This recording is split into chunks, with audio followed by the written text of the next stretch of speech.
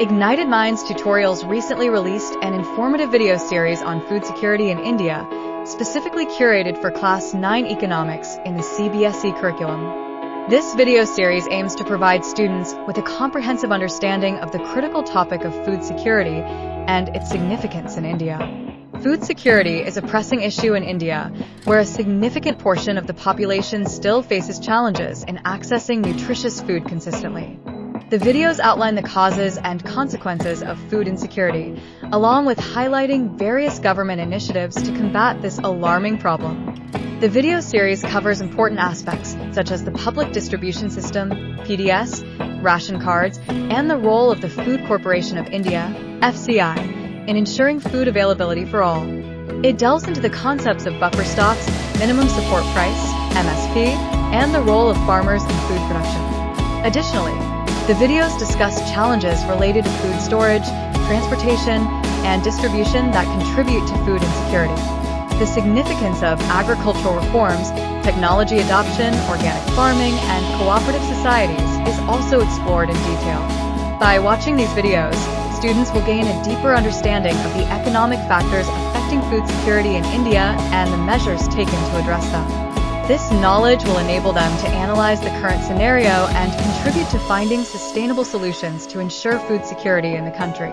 Ignited Minds Tutorials video series on food security in India is an invaluable educational resource that will equip students with the knowledge and awareness necessary to make a positive impact on the nation's food security situation.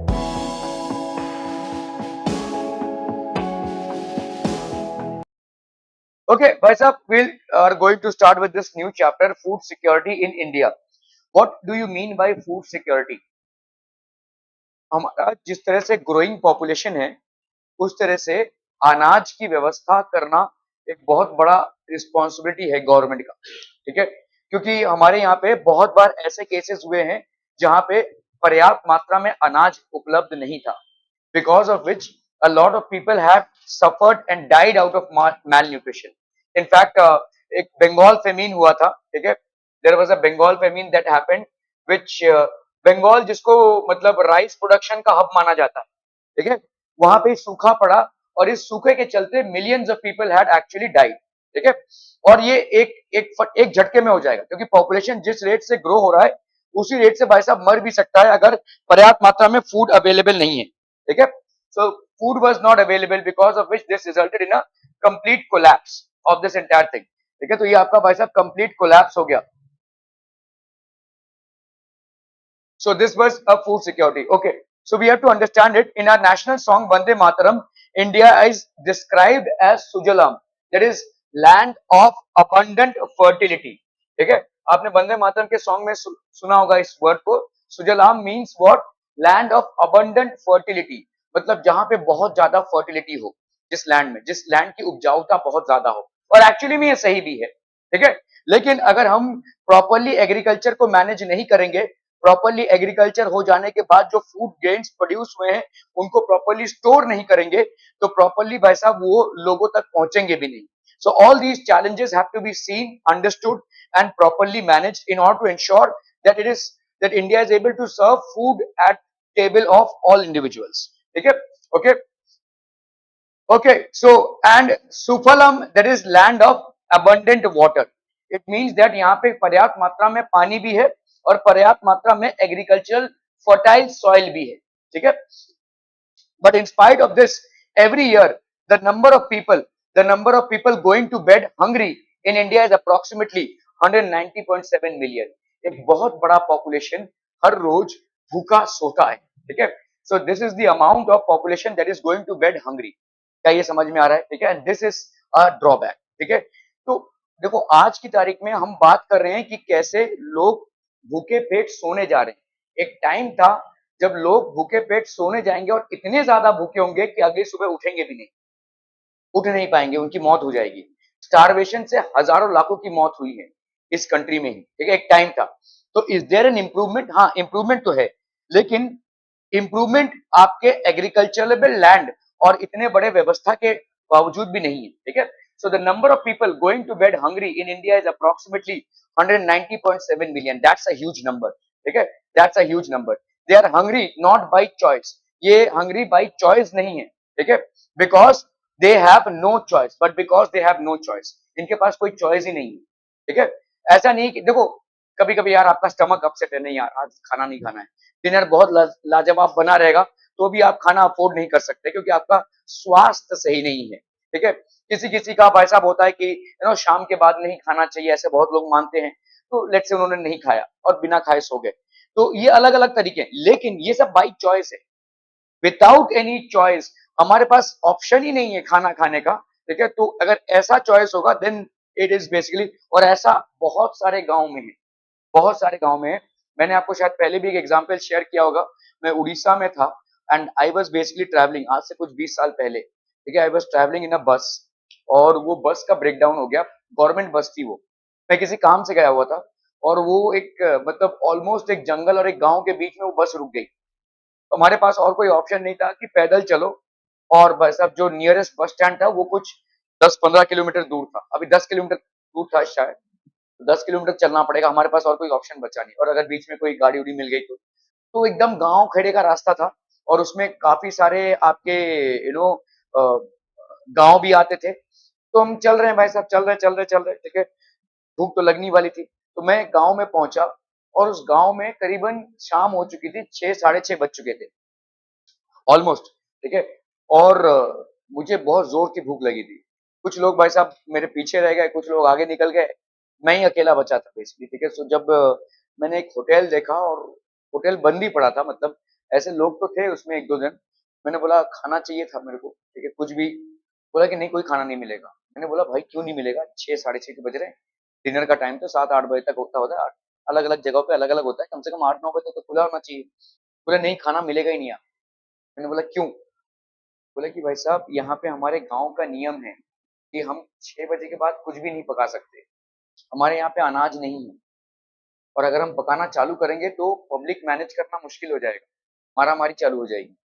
मैंने बोला यार ये तो मुझे नहीं मालूम था, ये कैसा सीन है, तो मैंने उसको बोला कि भाई देखो पैसे दे रहा हूँ, आपका यहाँ पे राइस प्लेट कुछ तो लिखा हुआ था 50 रुपए, 50 नहीं 10 20 15 रुपए था, मैं आपको 50 रुपए दे रहा हूँ, कुछ बना दो मेरे लिए, तो उन्होंने बोला ठीक है हम बना देंगे, लेकिन सब आपके रिस्क पे है, बनाया उसने, बहुत मतलब रिक्वेस्ट करने के बाद, और मतलब कुछ तो राइस बनाया था, और कुछ तो एक आलू की सब्जी बना दी फटाफट, ठीक है, और मैं उसको जब खाना चालू किया, तो I notice that I was surrounded by people around me, कुछ तो मतलब मूव हो रहा है ऐसे, तो करीबन 10-15 बच्चे थे, भूखे नंगे बच्चे थे भाई साहब, और ये ऐसे घूम रहे थे मेरे आजू बाजू, ठीक है, मतलब वो मेरे खाने के ऊपर देख रहे हैं, और ऐसे देख रहे हैं मतलब बहुत दिनों से कुछ ना खाया हो, इस तरह से देख रहे थे, तो I had to actually leave my food there, और मैं अगर फूड को छोड़ा तो सब झपट पड़े, ऐसे चील झपटते जैसे अब, तो आप शायद इस चीज की परिकल्पना ना कर पाए कि ऐसा भी होता होगा, लेकिन ऐसे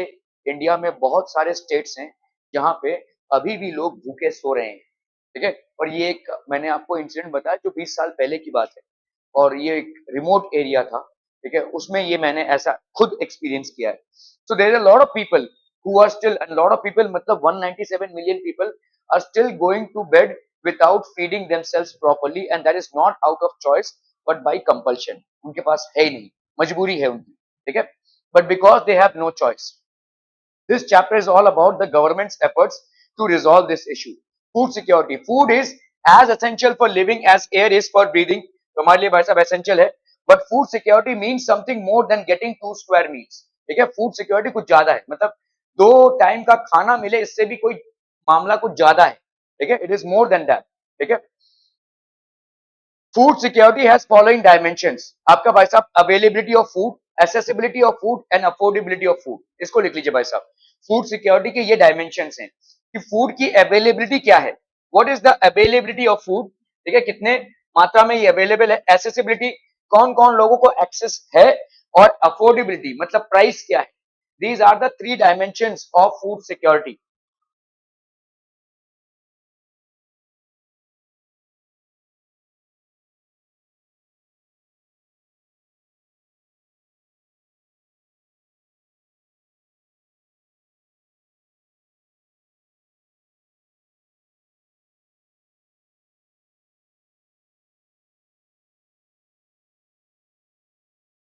ठीक है, done done done. Okay, availability of food, accessibility of food, and affordability of food. Availability of food, it means that food production within the country plus previous year stock stored in government granaries, ठीक है, plus food imports, ये आपका availability of food. तो availability of food, कितना food available है, और इसको अपन कैसे गिनते हैं, food production with in the country, जो भी आपका एग्रीकल्चर प्रोड्यूस हुआ है, जितना भी राइस व्हीट ग्रेन्स आपने उगाए हैं, food production with in the country. और दूसरा क्या है भाई साहब, प्रीवियस ईयर. तो ऐसा नहीं है कि सारा खाना जो पिछले साल प्रोड्यूस हुआ था वो सारा का सारा यूज हुआ रहेगा.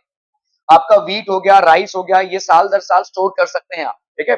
सो there is some left over from earlier years, ठीक है, जो अनाज आपका बच गया. सब्जी वगैरह नहीं बचेगी, लेकिन राइस व्हीट आलू भी बहुत हद तक आप स्टोर कर सकते हैं. दीज आर स्टोरेबल ग्रेन्स, ठीक है. तो previous year stock stored in government granaries, ये आपके प्रीवियस ईयर के स्टॉक्स हैं. इनफैक्ट प्रीवियस ईयर्स के स्टॉक्स की ज्यादा कीमत होती है. आप पुराना चावल जो देखेंगे, या भाई साहब पुराने आलू जो देखेंगे, उनकी क्वालिटी अलग होती है. पुराने आलू जल्दी पक जाएंगे. नहीं कभी देखा है ये सब? नहीं, बस ठूसते हैं हम. फिर रसोई में क्या चल रहा है भाई साहब वो नहीं मालूम. कोई इंसान भाई साहब 4-4 5-5 घंटा आपके लिए खाना पकाता रहेगा. कभी तो क्यूरियोसिटी आउट ऑफ देख लो, ठीक है. आपके बाजार में दो टाइप के आलू अवेलेबल होते हैं, एक नया आलू होता है और एक पुराना आलू बोलते हैं.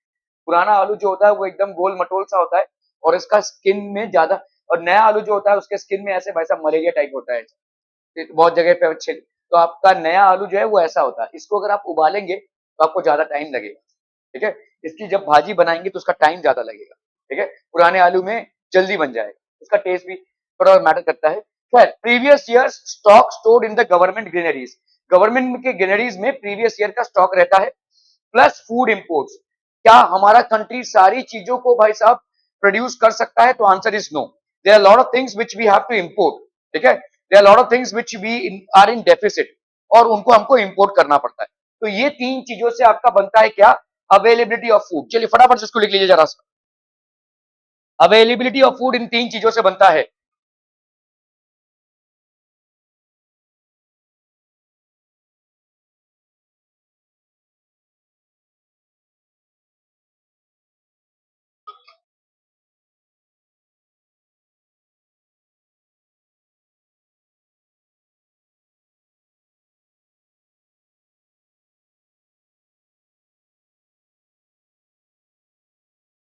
अवेलेबिलिटी ऑफ फूड इन तीनों चीजों से बनता है. क्या क्या हो गया भाई साहब? आपका food production with in the country, previous year का स्टॉक पाइल अप, और फूड इंपोर्ट्स. जो फूड इस साल प्रोड्यूस हुआ है, जो फूड पिछले साल से स्टोर्ड अप है और सही भी है, ऐसा नहीं कि सड़ा हुआ, ठीक है. जो फूड आपका पिछले साल का है और जो हमने इंपोर्ट किया हुआ, इन तीन चीजों से हमारी क्या बनती है? अवेलेबिलिटी ऑफ फूड बनती है. This is basically the food availability, ठीक है. Okay. So accessibility of food, accessibility means food is with in the reach of every person. तो ये फूड जो है with in the reach of every person हो, ठीक है. ऐसा नहीं हो कि भाई साहब चावल जो है वेदांत गार्ड के जैसे अमीर लोग ही खा सकते हैं, ठीक है. ऐसा अगर रहेगा तो मतलब फिर एसेसिबल नहीं हुआ ना, कि आपने चावल खाया, कि आपने चावल खाया, बिल्कुल खाया, ठीक है. तो दिस इज कॉल्ड एसेसिबिलिटी, ठीक है. चावल हो गया भाई साहब, हो गया आपका व्हीट हो गया, these are basically accessible foods, ठीक है. एसेसिबल है, ठीक है. So accessibility means food is within the reach of every person. Food is within the reach of every person. Affordability of food. It implies that an individual has enough money to buy sufficient safe and nutritious food. ठीक है. तो मतलब एक affordability of food मतलब, देखो, आप अगर किसी किराने की दुकान पे जाते हो, या लेट से आप किसी डी मार्ट में भी जाते हो, तो आपने देखा रहेगा अलग अलग चावल के वैरायटीज होते हैं, अलग अलग दाल के वैरायटीज होते हैं, और इनका प्राइसिंग अलग अलग होता है. तो depending upon their storage cost involve और प्रोडक्शन कॉस्ट इन्वॉल्व, इनके अलग अलग कीमतें होती हैं, ठीक है. So affordability of food means what? It implies that an individual has enough money to buy sufficient safe and nutritious food. Below quality वाला फूड नहीं, sufficient safe and nutritious food. मतलब इतना पैसा उसके पास कम से कम होना चाहिए. देखो, ऐसा नहीं है कि सब कुछ बड़ा ही स्वस्थ रूप से चल रहा है हमारे मार्केट में, ठीक है. मैं एक जन को जानता हूं जो होटल चलाते हैं, और वो अक्सर मार्केट में जाते हैं लगभग 7:30-8 बजे के करीब, जब जितने भी भाजी वाले होंगे वो वाइंड अप करने की कोशिश कर रहे हैं 8-8:30 बजे. वो सड़े टमाटर, ठीक है, सड़े हुए आलू, मतलब जो मतलब वो लोग फेंकने वाले हैं, उन चीजों को वो खरीदते हैं, ठीक है. उन चीजों को वो खरीदते हैं. ये एक्चुअली में मैं उनको जानता हूँ, आई नो दिस पर्सन, ठीक है। और एक्चुअली वो जब एंट्री मारते हैं ना, तो मैंने देखा है वो सब्जी वाला, अरे यार ये फिर आ गया, अरे यार ये फिर आ गया, ऐसा वाला फीलिंग आता है उनको। लेकिन उनका क्या है कि भाई साहब वो चीज जो फेंकने ही वाले थे उसके कुछ कीमत मिल जाती है उनको, ठीक है। लेकिन वो ऐसी चिंदी चीजें बाय करते हैं, ठीक है। तो अगर ये बंदा होटल चला रहा होगा तो जो प्रोडक्शन होगा, क्या वो कंज्यूमेबल फूड होगा? नहीं भाई साहब, खतरनाक हो सकता है। तो यहाँ पे वही है कि भाई साहब सेफ फूड खरीदें आप। ऐसा नहीं है कि भाई साहब अगर आप कम पैसा दे रहे होंगे तो आप फूड के सेफ्टी के साथ कॉम्प्रोमाइज कर रहे हैं, ठीक है। So it implies that an individual has enough money to buy sufficient safe and nutritious food. तो सफिशिएंट फूड हो, क्वांटिटी में मतलब पर्याप्त हो, सेफ हो और न्यूट्रिशियस हो, जिसकी न्यूट्रिशियस वैल्यू हो, ठीक है। क्लियर है? Okay. Thus, a food security is ensured in a country only if enough food is available for all the persons. सारे लोगों के लिए भाई साहब enough food available है, ठीक है। कोई भी भाई साहब भुखमरी से ना मर रहा हो। आपको मालूम नहीं है और आपको अंदाजा भी नहीं है कि इंडिया में कितने लोग भुखमरी से मरे हैं, ठीक है। आज की तारीख में आप जिस शहर में रहते हैं, आपको मेडिकल या फूड या ट्रांसपोर्ट, इन सब ये सब चैलेंजेस नहीं है। दूसरे चैलेंजेस जरूर होंगे, जैसे पोल्यूशन आपके लिए एक चैलेंज है, लेकिन ये सब जो बेसिक चैलेंजेस हैं वो आपने ना देखे हैं और ना ही शायद आप अनुभव कर पाएंगे, ठीक है। बट अभी भी ऐसे भारत के बहुत सारे प्रांत हैं जहां पे प्रॉपर मात्रा में न्यूट्रिशियस फूड अवेलेबल नहीं है, ठीक है, या लोगों को एक्सेस नहीं है। Enough food is available for all type of persons. Thus, food security is ensured in a country only if enough food is available for all the persons. सारे लोगों के लिए भाई साहब enough food available है, ठीक है। Okay. There is no barrier on access to food. कोई बैरियर नहीं है, ना ही कास्ट का कोई बैरियर है, ना ही भाई साहब पैसों का कोई बैरियर है, कोई बैरियर नहीं है, ठीक है। There is no barrier. अगर आपके पास पैसे हैं और अगर आप, let's say if I am belonging to a lower strata or caste of the society, but still if I have the money, I can easily buy basmati chawal and have food, ठीक है। That is always there, ठीक है। तो यहाँ पे enough food is available for all the persons. There is no barrier to on access to food. कोई भी barrier नहीं है आपके फूड के एक्सेस के लिए। कास्ट का कोई बैरियर नहीं है, इनकम का कोई बैरियर नहीं है। There are no barriers to this. All persons have the capacity to buy food of acceptable quality. सारों के पास भाई साहब, they all persons have the capacity to buy food of acceptable quality. Acceptable quality की food सब लोग खरीद सके, ठीक है। What are the three dimensions of food security? The poorest section of the society might be food insecure most of the times. अभी खाना है, आगे खाना मिलेगा कि नहीं, नहीं मालूम, ठीक है। इस मतलब पूरे दिन में समझ लीजिए इस टाइम पे तो हमको खाना मिल गया, लेकिन आगे चलकर खाना मिलेगा कि नहीं, आगे मतलब समझ लीजिए सुबह का नाश्ता तो मिल गया, दोपहर को मिलेगा कि नहीं इसके लिए हम इनसिक्योर हैं, रात को मिलेगा कि नहीं इसके लिए हम इनसिक्योर हैं, ठीक है। तो the poorest section of the society might be food insecure most of the times. तो यहाँ पे भाई साहब फूड इनसिक्योरिटी होती है, ठीक है। Poorest section of the society might be food insecure, while persons above the poverty line might also be food insecure. Just थोड़ा सा भाई साहब पॉवर्टी लाइन के ऊपर है जो लोग, वो भी कभी कभी फूड इनसिक्योर हो जाते हैं, ठीक है। They also might be food insecure. Earthquake, when country faces national disaster, ठीक है। अगर भाई साहब आपका नेशनल डिजास्टर हो गया, अर्थक्वेक हो गया, फ्लड्स हो गए, ठीक है, कोई नेचुरल कैलामिटी हो गई, तब भी भाई साहब फूड सिक्योरिटी एक इश्यू बन जाता है, ठीक है। इट बिकम्स एन फ्लड्स हो गया भाई साहब, earthquake, floods, tsunami, all these basically cause food insecurity. Again due to natural calamity, let's say drought, मतलब अगर सूखा पड़ा है तो भी भाई साहब फूड इनसिक्योरिटी आपकी बढ़ेगी, ठीक है। Okay, so food production, food price, जब ये सब नेचुरल कैलामिटीज होंगी तब क्या होगा भाई साहब, फूड प्रोडक्शन डिक्रीज होगा, और डिक्रीज होगा तो प्राइस इंक्रीज होगा, लोग फायदा उठाएंगे भाई साहब। जो लोग फूड के बिजनेस में है, they will see that less और of food is available and obviously all people would need it. So in order to ensure that they are earning more profits, they will increase the prices, ठीक है। Demand जब बढ़ गया है और supply जब कम हो गई है तो ऑब्वियसली भाई साहब आपका प्राइस बढ़ना तय है, ठीक है। Okay, so this is people cannot afford, ठीक है। If such calamity happens in a very widespread area or is stretched over a longer time period, situation of starvation होगा भाई साहब, starvation, people will starve, ठीक है। The most devastating famine that occurred in India was the famine of Bengal. जैसे मैंने आपको बोला भाई साहब, it happened in 1943. ये devastating famine था, लाखों लोग malnutrition से, भुखमरी से मर गए थे, ठीक है। They died out of it, ठीक है। In spite of Bengal being the most fertile land, still this happened, ठीक है, this happened. So this was the Bengal famine. A famine is characterized by widespread deaths due to starvation. Starvation मतलब भुखमरी, ठीक है? आपके मतलब हम लोगों को ज्यादा मतलब पर्याप्त मात्रा में अगर खाना ना मिले, so people die out of it, ठीक है? So famine is characterized. अभी famine के बहुत सारे reasons हो सकते हैं. Drought was the primary reason. Non agricultural practices which are not very productive, वो भी आपका रीजन था.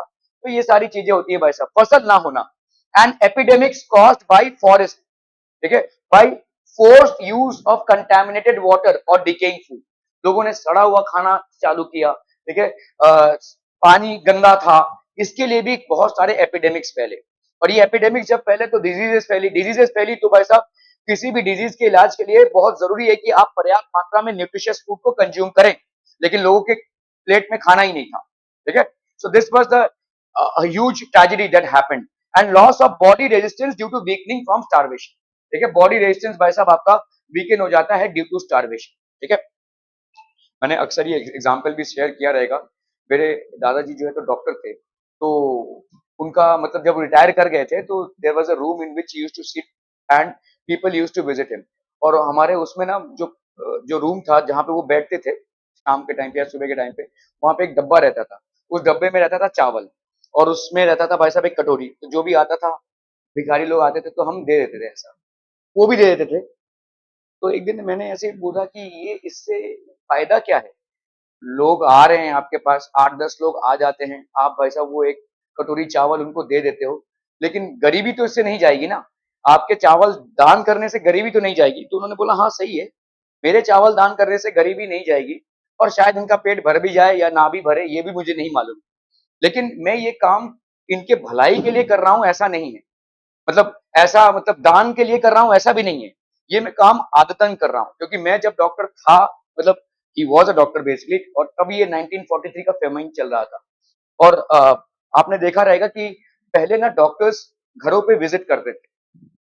आपने पुरानी मूवीज अगर देखी, डॉक्टर साहब आए हैं, माता जी बीमार हैं, ठीक है, तो ऐसा ऐसा बहुत सारे सीन्स आपको देखने को. आजकल डॉक्टर्स घर पे नहीं विजिट करते, ठीक है, you basically generally go to the clinic. तो उस टाइम पे डॉक्टर्स घर पे विजिट करते थे. तो वो मेरे को बोलते थे कि मैं ऐसे घर पे विजिट करने जाता हूँ और लोगों की ऐसी हालत देखता हूँ कि मतलब मेरे पास दवाई तो है, लेकिन दवाई मैं दूंगा लेकिन उसका पेट खाली है भाई साहब, 2 दिन से उसने कुछ खाना नहीं खाया है, इस दवाई का क्या ही असर होगा उसके ऊपर, ठीक है. तो इसीलिए मैं अपने मेडिकल बैग में ये चावल की पोटलियां रखता था, ऐसे चावल की पोटलियां बांध के रखता था. दवाई के साथ साथ मेरे को ये भी देना पड़ता था because they are empty stomach, what effect will medicine have on their health, ठीक है. तो यही होता है भाई साहब, loss of body resistance. Body का भाई साहब रेजिस्टेंस नहीं रहता है डिजीजेस के लिए, क्योंकि आप भाई साहब स्टारवेशन के चलते बहुत वीक हो चुके हैं. This is what happens, ठीक है.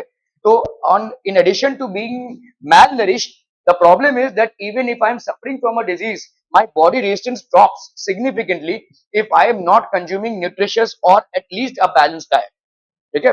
तो ऐसा हालत था तभी, ठीक है. तो वो मेरे को बोलते थे कि ये जो चावल मैं दे रहा हूँ ये कोई दान पुण्य करने के लिए नहीं दे रहा हूँ, ये मेरी आदत बन चुकी है.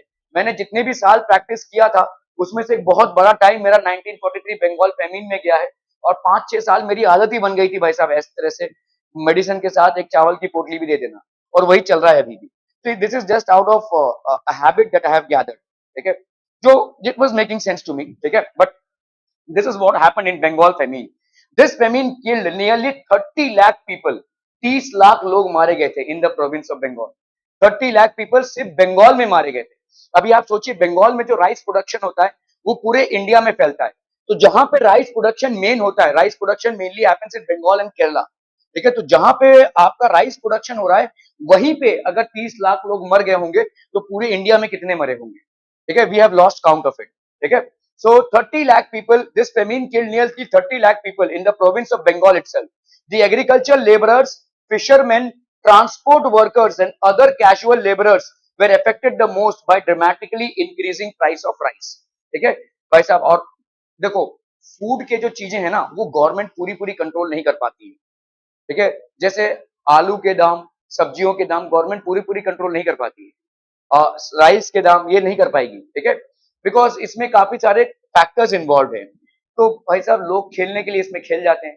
अभी लोगों को दिख रहा है कि महामारी है भाई साहब, लोगों के पास पैसे नहीं है, ठीक है, लोगों के पास चावल पहली बात तो है नहीं, जब देखो कोई भी प्रोडक्ट अगर आप कॉमर्स पढ़ेंगे ना, तो दो चीजें हैं, डिमांड और सप्लाई, ठीक है, डिमांड और सप्लाई, और आपका प्राइस इसी पे खेलते हैं लोग, प्राइस। अगर डिमांड बहुत ज्यादा है और सप्लाई भी ज्यादा है तो प्राइस आपका बढ़ेगा नहीं, कांस्टेंट रहेगा ऑलमोस्ट, ठीक है। डिमांड आपका ज्यादा है लेकिन सप्लाई नहीं है, तब धड़ाधड़ प्राइस बढ़ेगा, ऑब्वियसली बढ़ेगा, लोग फायदा कमाएंगे वैसे वैसे, ठीक है। आपका डिमांड कम है और सप्लाई बहुत ज्यादा है, तब तो प्राइस बढ़ने की कोई गुंजाइश नहीं। जैसे आप अगर देखोगे सॉल्ट, नमक, ठीक है, ये हमारे जमाने में भाई साहब 4 रुपए का पैकेट आता था, अभी भी शायद 10-11 रुपए को आपको एक पैकेट टाटा सॉल्ट मिल जाएगा, ज्यादा बढ़ा नहीं है। क्यों? क्योंकि भाई साहब यहाँ पे आपका डिमांड उतना ज्यादा नहीं है जितना सप्लाई है। आपको अगर सॉल्ट बनाना है, एक बाल्टी समुद्र का पानी लेकर आओ, आप उससे सॉल्ट बना सकते हो खुद ही, कोई बड़ी बात नहीं है, ठीक है। हाँ, प्रोसेसिंग थोड़ा सा अलग है, लेकिन यहाँ पे इस सॉल्ट का जो प्राइस, इसीलिए हम सॉल्ट को ना इकोनॉमिक्स में पढ़ते ही नहीं है, सॉल्ट को इकोनॉमिक्स में पढ़ते ही नहीं है भाई साहब, क्योंकि सॉल्ट की टेंडेंसी को हम डिमांड और सप्लाई से एनालाइज ही नहीं कर सकते, ठीक है। Salt is abandon from study in economics. बाकी सारे प्रोडक्ट्स को आप इकोनॉमिक्स में स्टडी कर सकते हैं सॉल्ट को छोड़ के, क्योंकि ये नेचुरल प्रोडक्ट है, हालांकि हाईली कंज्यूमेबल प्रोडक्ट है, लेकिन ये नेचुरल प्रोडक्ट है भाई साहब, कोई भी बना सकता है इसको, ठीक है। तो इसके प्राइस में ज्यादा उतार चढ़ाव आपको देखने को नहीं मिलेगा। मैं बोल रहा हूं कि भाई साहब मेरे जमाने में 4 रुपए किलो चावल बिकता था, आज के जमाने में भाई साहब 50-60 रुपए हो गया है, तो ऑलमोस्ट 10 टाइम्स बढ़ गया है, 10 टाइम्स से भी ज्यादा बढ़ गया है, लेकिन सॉल्ट इतना नहीं बढ़ा, ठीक है। सो ऐसा होता है, तो डिमांड और सप्लाई पे होता है। तो obviously when people saw that the supply was too less due to famine, then they started increasing the price heavily, ठीक है। The agricultural laborers, fishermen, transport workers and other casual laborers were affected the most by dramatically increasing price of rice। तो आपका भाई साहब rice का price बढ़ने लगा, ठीक है, ड्रामेटिकली इंक्रीज होने लगा। They were the ones who died in this famine। तो यही लोग थे जो मारे गए इस फेमीन में, ठीक है। Nothing like the Bengal famine has happened in India again। ऐसा कुछ भी हुआ नहीं, क्योंकि फिर हमको देखना पड़ा कि कैसे ऐसे दुर्दशा से हम उभर सकते हैं, और पहली बात तो ऐसी दुर्दशा कभी हो ना, ठीक है। तो इसीलिए काफी सारे चीजों को चेंज किया गया after this Bengal famine. But there are places like Rajasthan, Orissa, जैसे मैं बोल रहा था, ठीक है, Jharkhand, where famine and starvation deaths have been reported. अभी भी कुछ कुछ जगहों पे ऐसे फेमीन और starvation deaths are reported. Therefore food security is needed in a country to ensure food at all times, ठीक है। Okay, so although food secure insecure groups, आपके फूड इनसिक्योर ग्रुप्स में ज्यादा करके कौन आते हैं? जो रूरल एरियाज होते हैं वो आते हैं, ठीक है। Although a large section of people suffer from food and nutrition insecurity in India, mostly the rural areas are impacted. The worst affected groups are the landless people, जिनके पास भाई साहब खुद का लैंड ना हो, लैंडलेस पीपल, ठीक है। Traditional artesian, जो भाई साहब आर्ट वगैरह करते हैं, ये चीजें कभी बिक गई तो बिक गई, वरना बिकती नहीं है, ठीक है, और उनके घर में भाई साहब चूल्हा नहीं जलता है, ठीक है। सो ट्रेडिशनल आर्टिशंस, ठीक है, ओके, व्हाट एल्स, पेटी सेल्फ एम्प्लॉयड वर्कर्स, रिक्शे वाले हो गए भाई साहब, सेल्फ एम्प्लॉयड जो हैं, ठीक है, खुद बिजनेस चला रहे हैं, और छोटे छोटे बिजनेसेस जो चला रहे हैं, इनका भी भाई साहब कभी कभी बहुत प्रॉब्लम हो जाता है, ठीक है। ओके, डेस्टिट्यूट्स इंक्लूडिंग बेगर्स, तो कुछ बेगर्स भाई साहब भिखारी लोग, ठीक है, extremely poor people. Urban areas में the food insecure families are those employed in ill paid occupations and casual labour market, ठीक है। तो जो फूड इनसिक्योर लोग होते हैं, the food insecure families are those employed in ill paid occupations and casual labour market, casual labour market, ठीक है। Workers having irregular employment और पार्ट टाइम लेबर, ठीक है, ऐसे लोग भाई साहब usually hired by an hour और day. These workers are largely engaged in seasonal activities and are paid very low wages that just ensure bare survival। तो इनका भाई साहब बहुत कम सर्वाइवल होता है, ठीक है। These workers are largely engaged in seasonal activities, ज्यादा करके seasonal activities में engaged होते हैं, and are paid very low wages, बहुत कम इनको भाई साहब पगार मिलती है, और just ensure bare survival, hand to mouth existence बोलते हैं हम, मतलब थोड़ा सा कमा लिया और खा लिया, ऐसा है, कल के लिए कुछ नहीं बचेगा, जो रोज का कमाओ रोज का खाओ, ऐसा है, ठीक है। If you don't earn in a day, then may be you will not be able to serve food to your family, that is how struggling the life is, ठीक है। अर्बन एरियाज में ऐसे लोग हैं, ठीक है, ओके। तो आपका let's understand more about social composition and inability to buy food, ठीक है। ये inability to buy food, social composition, this is a matter serious concern as it puts Even the unborn baby at the risk of malnutrition. Loss of body resistance due to weakening from starvation. ठीक है, जितना हम कम balance diet खाएंगे, जितना हम कम nutritious food खाएंगे, उतना ही हमारा बॉडी रेजिस्टेंस को भी खोएगा in order to fight diseases. बहुत सारे डिजीजेस, जैसे मैंने आपको बताया, कोई भी डॉक्टर अगर आपका ट्रीटमेंट कर रहा है तो वो हमेशा बोलेगा कि भाई साहब खाना पीना अच्छा रखो। ठीक है, खाना पीना अगर अच्छा नहीं रखेंगे तो सिस्टम और ज्यादा क्रैश होगा। ठीक है, सिर्फ मेडिसिन से आप ठीक नहीं होने वाले, दोनों चीजें पैरेलल चलेगी। हम बोलते हैं ना दवा दारू कराया क्या, दवा दारू मतलब दारू नहीं। ठीक है, दवा दारू मतलब दवा, और दारू मतलब हो गया आपका खाना पीना, ये ठीक से कराया है, दोनों पैरेलल चलती हैं। आपने भाई साहब इसको रोक दिया तो इसका कोई असर आपको देखने को नहीं मिलेगा। ठीक है, not much of change. Loss of body resistance due to weakening from starvation. So this is basically loss of body resistance due to weakening from starvation. According to a survey which was done in 1988-99, the number of such women and children below 5 years is approximately 11 crore malnourished. ठीक है, जिनको पर्याप्त मात्रा में खाना नहीं मिल रहा है। 1990 के दशक में, ठीक है, approximately 11 crore people way suffering from this. ठीक है, that's a huge number. 135 crore में 11 करोड़ लोगों को प्रॉपर टाइम पे खाना नहीं मिल रहा है, दैट्स अ ह्यूज नंबर। ठीक है, inability to buy food. Another factor causing food insecurity is who have to migrate to other areas in search of food.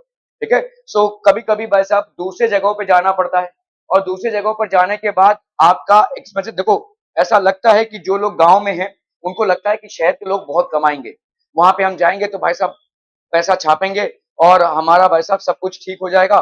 ठीक है, तो शहर के लोग बहुत कमाएंगे ऐसा उनको लगता है। ठीक है, लेकिन प्रॉब्लम क्या होता है, प्रॉब्लम ये होता है, अच्छा जी आप लिख रहे हैं, वाह भाई साहब। ठीक है, ओके, सो प्रॉब्लम क्या होता है कि जब आप शहर आते हैं तो कमाने के साथ साथ आपके खर्चे भी बढ़ जाते हैं। शहर में रहने का खर्चा बहुत है भाई साहब। ठीक है, शहरों में आपका सैनिटेशन, स्कूल, टैक्सेस, ये सब बहुत है। गांव में भाई साहब किसी झोपड़ी में आप आराम से भाई साहब अपना गुजर बसर कर सकते हैं, लेकिन शहर में भाई साहब ऐसे ही कहीं पे नहीं रह सकते। You will have to basically rent out a flat and the cost of renting out a flat to is very high. ठीक है, सो ये सब आपके who have to migrate to other areas in search of work. तो ये जो पूरा समुदाय है जो दूसरे जगहों पे जाता है काम करने के लिए, ये सोचता है कि पैसे बहुत छापेंगे हम, लेकिन पैसे छापने के चक्कर में जो खर्चे भी बढ़ते हैं उनका अंदाजा उनको नहीं होता है। ठीक है, जिसके वजह से they become they become prone to malnutrition. तो सबसे पहला कॉम्प्रोमाइज आपका होता है खाने पे। ठीक है, ऑब्वियसली भाई साहब एजुकेशन पे तो पड़ेगा, लेकिन एजुकेशन एक ऐसी चीज है कि बाद में देखेंगे, चलो बच्चों का एडमिशन कहाँ कराना है, क्या करना है, वो सब बाद में देखेंगे। पहला कॉम्प्रोमाइज जो होगा वो खाने पे होगा। ठीक है, आर्थिक तंगी का पहला कॉम्प्रोमाइज, आर्थिक तंगी मतलब आपका फाइनेंशियल कंस्ट्रेंट का पहला कॉम्प्रोमाइज जनरली खाने पे देखा गया। ठीक है, okay, economically backward states with high incidence of poverty. ठीक है, तो इकोनॉमिकली बैकवर्ड स्टेट्स कौन कौन से हैं भाई साहब, आपका उत्तर प्रदेश, बिहार, ठीक है, झारखंड, छत्तीसगढ़, उड़ीसा, वेस्ट बंगाल, महाराष्ट्र। ठीक है, ऐसे बहुत जगहों पर भाई साहब हमने ये चीजें देखी।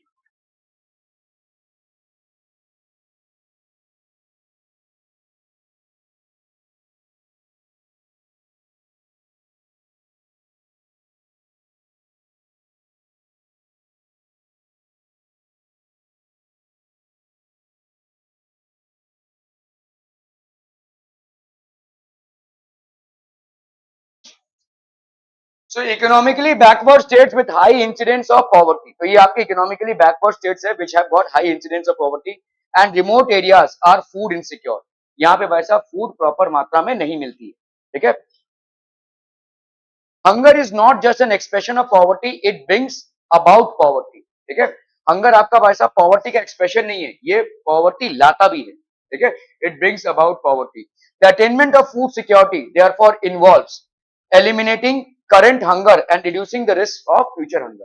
ठीक है, तो eliminating current hunger and reducing the risk of future hunger, तो current hunger as well as future hunger दोनों को रिड्यूस करना। Hunger has two dimensions. ठीक है, chronic hunger and seasonal hunger. ठीक है, chronic hunger and seasonal hunger, इसको लिख लीजिए भाई साहब, hunger has two dimensions, chronic hunger and seasonal hunger. जल्दी जल्दी जल्दी फटाफट फटाफट।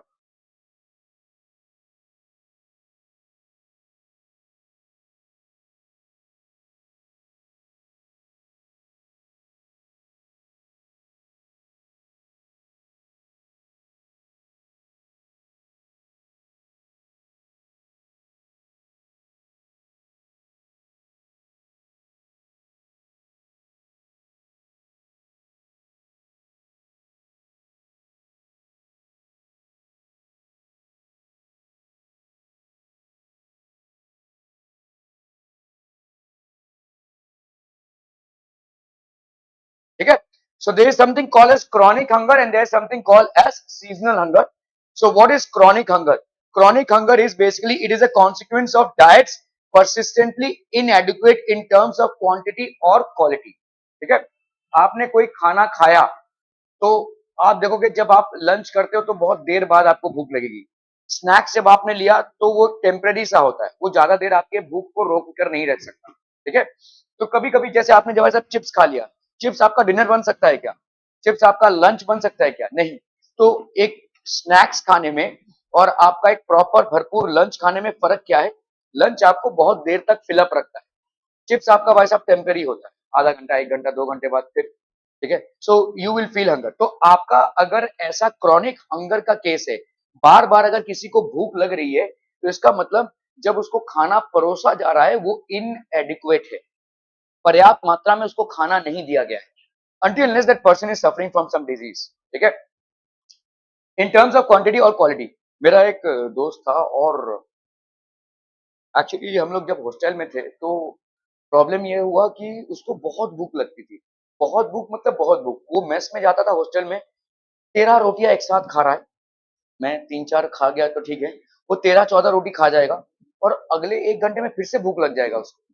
तो मेस वाला भी पागल हो गया, बोले क्या है तुम भाई साहब, क्या है तुमको ही खिलाते रहे क्या? तो मैं डॉक्टर के पास उसको लेकर गया तो डॉक्टर ने बोला इनके पेरेंट्स को बुलाइए क्योंकि थोड़ा सा संगीन मामला है। ठीक है, क्योंकि ये मेरे मेडिसिन से ठीक नहीं होगा। ठीक है, तो हमने पेरेंट्स को बुलाया तो पेरेंट्स को बोला डॉक्टर ने कि इसके पेट में इतना ज्यादा गैस हो रहा है, ठीक है, जो खाना ये खा रहा है ना इट्स लाइक स्वाहा। ठीक है, इसीलिए इसको भूख लग रही है। तो पहले तो हमको हंसी आ गई, भाई साहब ऐसा भी होता है क्या? बोला हाँ ऐसा होता है। ठीक है, गैस इनके पेट में इतना ज्यादा हो रहा है कि the moment he is consuming the food it is burning out completely, because of which every half an hour he is feeling hungry. और मतलब इरेशनल है ये। तो फिर इसका इलाज क्या है? बोला कि हम दवाइयां दे सकते हैं लेकिन परमानेंट इलाज होगा कि इनके नाक से पूरा पाइप इनके ऑयसोफेगस से अंदर तक ले जाया जाए और उस गैस को पंप आउट करके बाहर किया जाए। और एक्चुअली में किया गया, उस गैस को पंप आउट करके बाहर किया गया। बहुत पेनफुल प्रोसेस था भाई साहब, उसके नाक में से ऐसे पाइप डालकर उसके पूरे गैस को पंप आउट किया गया। तो some years he was fine, again it started. तो उन्होंने बोला कि यही करना पड़ेगा उनको, वरना दवाइयों से ये इलाज नहीं होने वाला। तो ये तो एक ये एक डिजीज है। बट जनरली अगर आपको बार बार भूख लग रही है तो इसका मतलब आप पर्याप्त मात्रा में भोजन नहीं कर रहे हैं, you are not having good stuff. ठीक है, so it is consequence of diets persistently inadequate in terms of quality और quantity। क्वालिटी में भी और क्वांटिटी में भी भाई साहब जो डाइट आप कंज्यूम कर रहे हैं, जो फूड आप कंज्यूम कर रहे हैं, that is not adequate enough. ठीक है, समझ में आ रहा है भाई साहब ये? ओके, तो इसको हम बोलते हैं क्रॉनिक हंगर। तो गरीब लोग जो हैं, एक रोटी भाई साहब कैसी भी तैसी बना ली, उसको खा लिया, ठीक है, लेकिन अभी वो एक रोटी कितना देर चलेगा? ऑब्वियसली विद इन 3 और 4 hours again that person is going to feel hungry. ठीक है, इसको अपन बोलेंगे chronic hunger. Because poor people have very low income and in turn inability to buy food even for survival. Seasonal hunger भाई साहब आपका क्या होता है? It is related to cycles of food growing and harvesting. तो आपका भाई साहब सीजनल हंगर होता क्या है? What is seasonal hunger? It is related to cycles of food growing and harvesting. ये इस साइकिल पे डिपेंड करता है। This is prevalent in rural areas because of seasonal nature of agricultural activities. तो seasonal nature होता है भाई साहब एग्रीकल्चरल एक्टिविटीज का, and in urban areas because of casual labour. ठीक है, तो आपका सीजनल हंगर होता है। सीजनल हंगर मतलब क्या है? देखो एग्रीकल्चरल एक्टिविटीज के टाइम पे, एग्रीकल्चरल एक्टिविटीज के टाइम पे जब आप खेत को भाई साहब बना रहे हैं, अभी तक हार्वेस्टिंग नहीं हुई है, अनाज का प्रोडक्शन नहीं हुआ है, तो अनाज की तो कमी है, इस टाइप के हंगर को हम सीजनल हंगर बोलते हैं। समझ लो, आप अगर राइस उगा रहे हैं तो कम से कम 3 से 4 महीने लगेंगे। इन 3 से 4 महीनों में आपके पास पर्याप्त मात्रा में अनाज नहीं होगा, तो इसी को अपन क्या बोलेंगे? Seasonal hunger. This is prevalent in rural areas. ये आपका भाई साहब रूरल एरियाज में प्रेवलेंट होता है। ठीक है, because of the seasonal nature of agricultural activities. तो आपका एग्रीकल्चरल एक्टिविटीज की वजह से होता है, सीजनल नेचर है एग्रीकल्चरल एक्टिविटीज का। ठीक है, okay, and in urban areas because of the casual labour. Urban areas में भाई साहब आपका कैजुअल लेबर होता है। Example, there is less work for casual construction labour during the rainy season. तो आपका भाई साहब अगर आप देखोगे सीजनल एक्टिविटीज, जैसे आपका पूरे time as a farmer you will not be employed, 12 महीने आप नहीं एम्प्लॉय हो सकते हैं, क्योंकि हर क्रॉप का एक लाइफ स्पैन होता है, हर क्रॉप का एक ग्रोइंग सीजन होता है।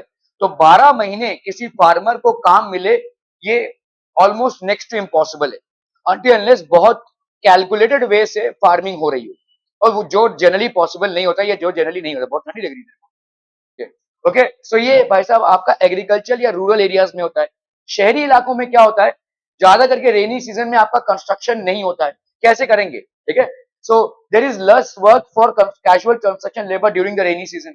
रेनी सीजन में बहुत ज्यादा कंस्ट्रक्शन एक्टिविटीज होना ऑलमोस्ट नेक्स्ट टू इम्पॉसिबल है, ठीक है। तो ये सारी चीजें हो जाती हैं भाई साहब। Okay, percentage of house hold with hunger in India, ठीक है। रूरल में अगर आप देखोगे सीजनल हंगर कितने परसेंटेज लोगों को है, 16.2। सीजनल मतलब क्या है, जब फार्मर्स के पास प्रॉपर अमाउंट ऑफ वर्क नहीं है, ठीक है। क्रॉनिक मतलब पर्याप्त मात्रा में फूड आप कंज्यूम नहीं कर रहे हैं, आप फूड तो कंज्यूम कर रहे हैं लेकिन पर्याप्त मात्रा में नहीं, तो 2.3। तो टोटल कितना हो गया भाई साहब, 18.5। तो आपके दो टाइप के हंगर्स हैं, एक है आपका सीजनल हंगर और एक आपका क्रॉनिक हंगर, और ये रूरल और अर्बन दोनों भी एरियाज में होते हैं। तो ये आपके अलग अलग ईयर्स में निकाले गए आंकड़े हैं, ठीक है। यहां पे देखो कम हुआ है 0.9, ऑब्वियसली 18.5 से आप 0.9 पे आए हैं, लेकिन अभी भी पूरा 100% इसको वाइप आउट नहीं कर पाए। We have not been able to wipe it out, ठीक है। क्लियर है भाई साहब, are we clear on this one? The percentage of seasonal as well as chronic hunger has decline in India as shown in the table. तो आप देखो भाई साहब बहुत बड़ी मात्रा में ये डिक्लाइन हुआ है, लेकिन क्या वाइप ऑफ हुआ है? The answer is no, it has still not wiped off, ठीक है। ओके, तो आपका सीजनल हंगर है, क्रॉनिक हंगर है, और ये आपका भाई साहब डिक्रीज हुआ है but not wiped off. Okay, so India adopted a new strategy in agriculture which resulted in green revolution. Green revolution मतलब क्या था, एग्रीकल्चर में पर्याप्त मात्रा में अनाज को उपलब्ध कराना, ठीक है। अभी इसके चलते बहुत छोटी छोटी चीजें हुई, ठीक है। देखो जैसे आपका ग्रीन रेवोल्यूशन में क्या क्या चीजें हुई, समझ लो एक टाइम था जब आपका, क्योंकि पॉपुलेशन बहुत बुरी तरह से बढ़ रहा था, अभी भी बढ़ रहा है। पहले हम 1920s में 20 करोड़ के थे, अभी 135 करोड़ क्रॉस कर गए हम, ठीक है। तो समझ लो ये कोई वीट का पेड़ है, ठीक है। अभी इसमें वीट के दाने होंगे, ठीक है। ये समझ लो भाई साहब वीट के दाने हैं, तो आप समझ लो एक वीट के पेड़ से हमको 100 ग्राम वीट के दाने मिल रहे हैं, ठीक है, ठीक है। अभी हमारा पॉपुलेशन बढ़ रहा है, तो हमारे पास दो ऑप्शन है, दो ऑप्शन कि भाई आप एग्रीकल्चर लैंड को बढ़ाओ, ठीक है, और दूसरा क्या है, मतलब सारे, अभी ये एग्रीकल्चर लैंड को बढ़ाएंगे तो लोग रहेंगे कहां, ठीक है। सो वो एक ऑप्शन था भाई साहब, और इसका मतलब क्या है, फॉरेस्ट को काटो, ठीक है। सो उससे भाई साहब पोल्यूशन बने, तो एक प्रॉब्लम से हम दूसरे प्रॉब्लम पे स्टेप डाउन हो रहे हैं। तो क्या उसी लैंड को यूज करते हुए हम अपने फूड रिक्वायरमेंट्स को मीट कर पाएंगे? तो ऑप्शन सोचे गए भाई साहब, तो ऑप्शंस में एक ऑप्शन ये उभर के आया कि भाई साहब अगर हम ऐसा क्रॉप, वीट का एक ऐसा सैंपलिंग लाते हैं कि भाई साहब उसी पेड़ से हमको 100 ग्राम की जगह पे भाई साहब 500 ग्राम मिले, if we increase the productivity to 5 times then we would not need extra amount of land, ठीक है। और ये कैसे इंक्रीज करें, ये भाई साहब हमने जेनेटिक इंजीनियरिंग में देखा कि कैसे हम जीन्स को इन्वॉल्व करते हुए hybrid variety of seeds, high yielding variety, इसको अपन बोलते हैं हाई यील्डिंग वैरायटी, HYV मतलब हाई यील्डिंग वैरायटी, ठीक है। कैसे हम high yielding variety of seeds को यूज करते हुए, high yielding variety of seeds को यूज करते हुए प्रोडक्शन को भाई साहब 5 गुना बढ़ा सकते हैं। This is what we thought is, ठीक है, क्लियर है। तो हमने भाई साहब जेनेटिक इंजीनियरिंग करके जीन्स को मिलाया, हम ऐसे सैंपलिंग करने लगे कि भाई साहब वीट की स्पीशीज में कौन सी ऐसी स्पीशी है जो भाई साहब पेड़ों में ज्यादा हमको ग्रेन्स दे सके, ठीक है। उस स्पीशी को, उस जीन को हमने सिलेक्ट किया। ओके, फिर हमारा जैसे है देखो डिजीज रेजिस्टेंस, डिजीज रेजिस्टेंस, कुछ कुछ ऐसी स्पीशीज होती हैं, छोटा सा भाई साहब डिजीज हुआ, ठीक है। तो डिजीज रेजिस्टेंस को बढ़ाने के लिए हम वीट के सारे स्पीशीज को रखेंगे और देखेंगे किसमें डिजीजेस को लड़ने की सबसे ज्यादा क्षमता है, ठीक है, सबसे ज्यादा स्ट्रॉन्ग कौन है डिजीजेस के अगेंस्ट, उसके जीन को हमने पिकअप कर लिया, ठीक है। सो पहले तो हमने देखा भाई साहब प्रोडक्शन, सबसे ज्यादा प्रोडक्शन किसका है, उसके जीन को पिकअप किया। सबसे ज्यादा डिजीज रेजिस्टेंस किसका है, उसके जीन को पिकअप किया। फिर हम देखेंगे भाई साहब वेदर रेजिस्टेंस, अभी भाई साहब वेदर बहुत फ्रीक्वेंटली चेंज होता है, थोड़ी बहुत उमस ह्यूमिडिटी ज्यादा बढ़ गई, या थोड़ा बहुत गर्मी ज्यादा बढ़ गया, या थोड़ा बहुत भाई साहब आपकी ठंडी ज्यादा बढ़ गई, इन सब चीजों के लिए भी बहुत टाइम पे प्लांट्स अपना दम तोड़ देते हैं, क्रॉप्स अपना दम तोड़ देते हैं। तो ऐसा वेदर रेजिस्टेंस मतलब हमने देखा कि सारे स्पीशीज में कौन सबसे ज्यादा वेदर रेजिस्टेंट है, कौन किसको भाई साहब सबसे ज्यादा वेदर से लड़ने की सबसे ज्यादा ताकत किसके अंदर है, ठीक है, तो बेस्ट वेदर रेजिस्टेंस के जीन्स को हमने पिकअप किया, ठीक है। इस तरह से तमाम चीजों को, तो हमने देखा कि किसका वीडीसाइड से लड़ने का ताकत सबसे ज्यादा है। वीडीसाइड मतलब घास फूस, अगर इनके आजू बाजू घास फूस उग भी आए तो कोई फर्क नहीं पड़ेगा इनको, ठीक है। तो वीडीसाइड रेजिस्टेंस किसका ज्यादा है, उसके जीन को हमने पिकअप किया। फिर हमने देखा किसका शॉर्टेस्ट स्पैन ऑफ लाइफ है, ठीक है। कुछ है भाई साहब 4 महीने लगते हैं, कुछ भाई साहब 5 महीने लगते हैं, कोई भाई साहब फसल 3 महीने में तैयार हो जाती है, ठीक है। तो शॉर्ट स्पैन ऑफ लाइफ, अगर 3 महीने में कोई फसल तैयार हो रही है, it is giving us an opportunity to use the rest of the 9 months for some other production और maybe for production of that same sampling, ठीक है। 3 महीने में अगर प्रोडक्शन हो रहा है तो शॉर्ट स्पैन के, तो ऐसे हमने क्या किया, सारे जितने भी बेस्ट क्वालिटी थे उन जीन्स को पिकअप करके हमने हाइब्रिड वैरायटी बनाई। आज की तारीख में आप जो भी कंज्यूम कर रहे हैं सब के सब हाइब्रिड वैरायटीज है, ठीक है। None of it is original, ठीक है, none of it is original. All the food grains, all the fruits, all the vegetables that you are consuming, all of them are hybrid varieties, ठीक है। Maximum yielding है आपका, ठीक है। तो all these are basically high yielding varieties हैं।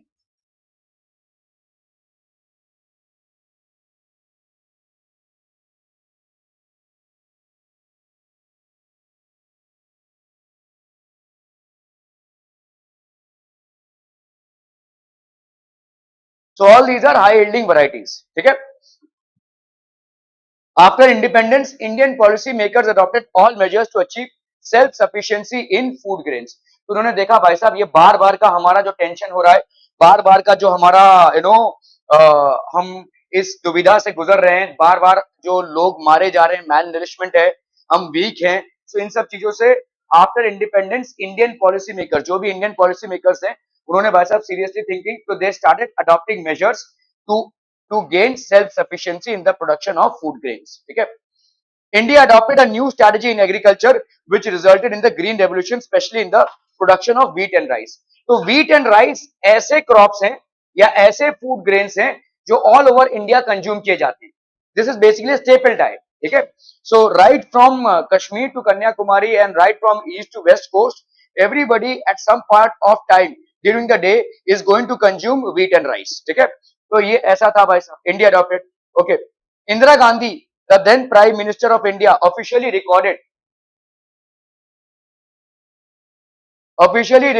The impressive strides of the green revolution in agriculture, ठीक है, by releasing a special stamp entitled wheat revolution. तो यहाँ पे उस टाइम पे देखिए स्टैम्प्स रिलीज होते थे, आप लोगों ने तो स्टैम्प्स नहीं देखा होगा, ठीक है। एक टाइम था जब लोग एक दूसरे को चिट्ठियां लिखते थे, और चिट्ठियां लिखते थे, मतलब हमारा तो भाई साहब अभी किसी को कुछ भी मैसेज पहुंचाना हो फटाक से पहुंच जाता है, but at one point of time we use to use the postal services, और पोस्टल सर्विसेज में जब चिट्ठियां एक दूसरे पे जाती थी तो स्टैंप लगकर जाती थी, और ये स्टैंप जो है कंटेम्प्रेरी जो प्रोजेक्ट्स थे, मतलब उस टाइम पे गवर्नमेंट ने जो प्रोजेक्ट्स लॉन्च किए थे उस पे बनते थे, ठीक है। तो इंदिरा गांधी के टाइम पे भाई साहब देखो ये 20 पैसे का स्टैंप है जो बेसिकली लगा हुआ है, इस ये आपको खरीदना पड़ता था, ये आपको खरीदना पड़ता था और आपको चिपकाना पड़ता था, ठीक है, जो लेटर आप भेज रहे हैं उस पे, ठीक है। और वो डिपेंड करता था कि कितना वेट का लेटर है, जितना वेट होगा उतना ज्यादा स्टैंप्स आपको उसमें लगाने पड़ेंगे। ये जो आप खरीद रहे हैं ये पैसा गवर्नमेंट को जाएगा, ठीक है, पोस्टल सर्विसेज। अभी तो पोस्टल सर्विसेज ऑलमोस्ट लुप्त प्राय हैं। तुम किसी को चिट्ठी भेज रहे हो, कौन लेकर जाएगा ये चिट्ठी? तुम। पोस्टमैन लेकर जाएगा। पोस्टमैन तुम्हारे मतलब तुमने तुमने वो डब्बा देखा कि लाल कलर का डब्बा होता था पहले के जमाने में, अभी तो सब खत्म हो गया है। वो लाल कलर का डब्बा होता था, उसके अंदर हम चिट्ठियां डालते थे, ठीक है। पोस्टमैन आता था, सारी चिट्ठियों को एक जगह करता था, फिर उसको लेकर जाता था कहाँ पे भाई साहब? पोस्ट ऑफिस में। फिर पोस्ट ऑफिस में उसको सेग्रीगेट करके अलग अलग जगहों पे भेजा जाता। तो भाई साहब इसमें खर्चा है ना एक, तो कौन, तुम क्या पोस्टमैन को दे रहे हो पैसा, भाई मेरा चिट्ठी पहुंचा देगा? ऐसा नहीं है ना। So how are you paying the postman? आप एक भाई साहब ये स्टैंप खरीद कर पोस्टमैन को पेमेंट कर रहे हैं। ये जो स्टैंप है ये भाई साहब पेपर ही तो है, ठीक है। उसके पीछे वैसा वैसा आपका गोल लगा होता था, उसको आप ऐसे चिपका देंगे, तो ये आपने 20 पैसे का एक स्टैंप लिया, मतलब एक लेटर को भिजवाने में आपका 20 पैसा खर्चा हुआ। ये जो 20 पैसा है ये बेसिकली पोस्टमैन और पोस्टमैन के रिलेटेड जितने भी लोग हैं उन सबको ये पेमेंट जाता था, इससे पेमेंट गवर्नमेंट करती थी, ठीक है, पोस्टल सर्विस। अभी तो ये लुप्त हो गया है, अभी तो ये खत्म हो गया, because we don't need it anymore, ठीक है। लेकिन एक टाइम था जब बहुत हैवी रिलायबिलिटी थी इस पे। आप मैंने वो जमाना देखा है जब आप देखिए, आप जब अभी समझ लो आप कश्मीर जा रहे हैं तो क्या करेंगे? टिकट निकालें, लेट्स से ट्रेन का टिकट निकालें, तो कैसे जाएंगे? बस अभी तो घर बैठे भी निकाल सकते हो, लेकिन अगर गफलत में आप समझ लो स्टेशन पे पहुंच ही गए, और तो स्टेशन पे क्या करेंगे आप? वो फॉर्म भरेंगे, ठीक है, फिर वो भाई साहब आपका रिटर्न टिकट भी आपको कराना पड़ेगा। तो क्या यहाँ से आप रिटर्न टिकट करा सकते हैं? हाँ करा सकते हैं, क्यों नहीं करा सकते? हाँ, कश्मीर से यहाँ तक क्यों नहीं करा सकते? वहां पे जाकर रिटर्न टिकट कराना ऐसा कुछ नहीं है।